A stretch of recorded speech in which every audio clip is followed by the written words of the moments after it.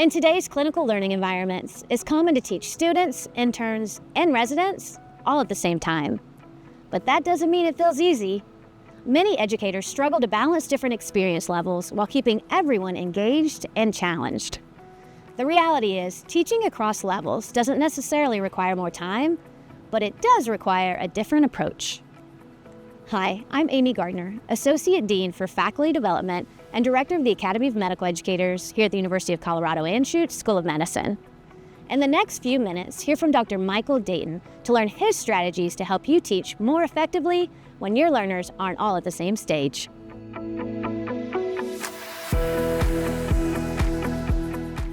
Have you ever been on rounds thinking this is too basic for my seniors, but way too advanced for my students? You're not alone.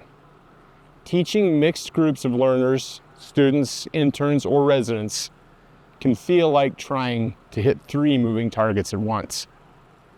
This challenge is incredibly common in clinical education.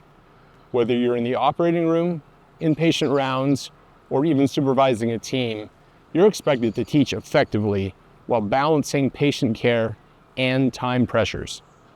The good news? There are practical, evidence-informed strategies that can make teaching multiple levels not only manageable, but actually more engaging for everyone. Hi, I'm Michael Dayton, an orthopedic surgeon here at the University of Colorado Anschutz School of Medicine. Today, I'm excited to share with you some evidence-based tips for teaching learners of different experience levels so all learners are engaged, learning, and feel part of the team. First, start with a quick learner assessment. At the beginning of a session or rotation, take just a minute to understand your learners. Ask simple questions like, what level are you? Or, what do you want to work on today? This quick check helps you avoid one of the biggest pitfalls in multi-level teaching, pitching your teaching at the wrong level. Even a brief assessment allows you to tailor your approach and set expectations. Second, using tiered questioning, one of the most effective techniques is adjusting your questions based upon learner level, sometimes called tiered questioning. For example, you may ask students to identify key findings or recall basic concepts. You could ask interns to develop a differential diagnosis. Finally, ask senior residents to justify management decisions. This way, everyone stays engaged and each learner is challenged appropriately without feeling overwhelmed or bored.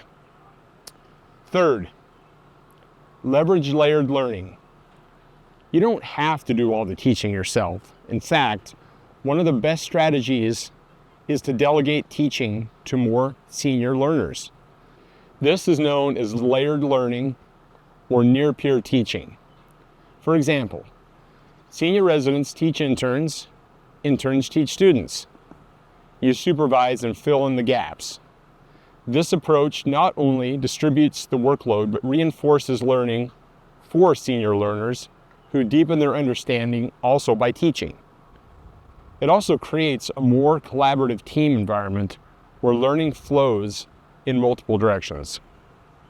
Fourth, combine group teaching with targeted teaching.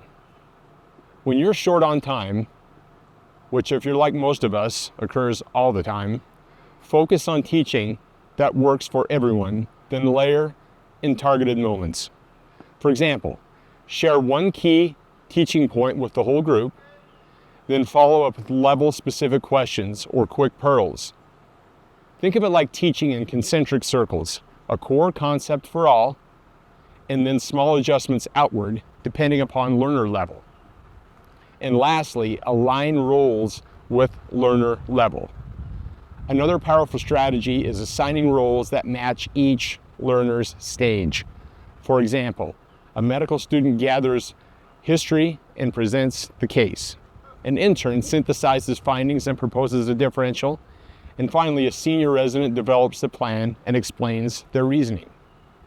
This structure allows learners to work at the edge of their competence, promotes autonomy, and makes the clinical workflow more efficient.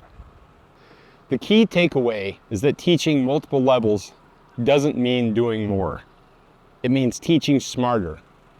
These strategies work especially well in busy clinical environments because they distribute teaching responsibilities, increase engagement across all learners, promote independence and clinical reasoning.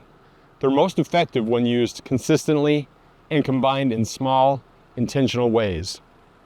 The next time you're teaching a mixed level group, try just one of these strategies. Maybe start with tiered questioning or assigning roles based on that level. You don't need to change everything at once. Small shifts in how you structure your teaching can make a big difference for both you and your learners.